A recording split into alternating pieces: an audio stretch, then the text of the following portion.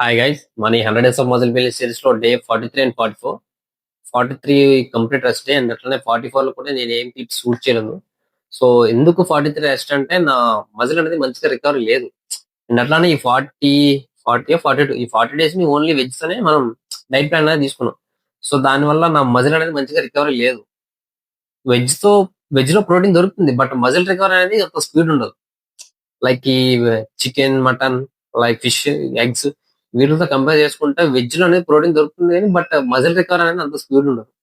So ఈ 40 days లో నేను చాలా సార్లు బాడీ పెయిన్స్ ఫేస్ చేసిన, బట్ అవన్నీ ఎప్పుడు నేను లైక్ చెప్పలేదు. ఎందుకంటే అవన్నీ చెప్తే ఏంటంటే ఒక ఎక్స్క్యూజెస్ లైక్ ఎక్స్పీరియన్స్ లాగా ఉంటాయి.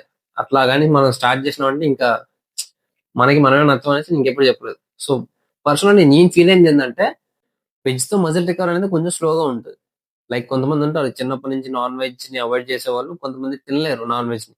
సో వాళ్ళకి నేను చెప్పేది ఏంటంటే మీరు తినే ఫుడ్ ఉంటది కదా వెజ్ నుంచి, ఆ ఫుడ్ లో కొంచెం high protein food, like protein ఎక్కువ ఉండదు, లైక్ ఈ peanut butter, paneer, like nuts, oats కొంచెం ఎక్కువగా కన్జ్యూమ్ చేయడానికి ట్రై చేయండి. లైక్ కార్బ్స్ అనేవి తగ్గించి ప్రోటీన్ ఫుడ్ ఎక్కువ తీసుకోవడానికి ట్రై చేయండి. సో దానివల్ల మీరు వెజిటేరియన్ అయినా సరే మజిల్ రికవర్ అనేది కొంచెం మంచిగా ఉంటుంది. వెజ్ ని అంత సింపుల్ గా చెప్పలేము, వెజ్ అనేది కొంచెం లాంగ్ ప్రాసెస్. సో దాని గురించి కావాలంటే మనకి ఇంకో వీడియో చేద్దాం.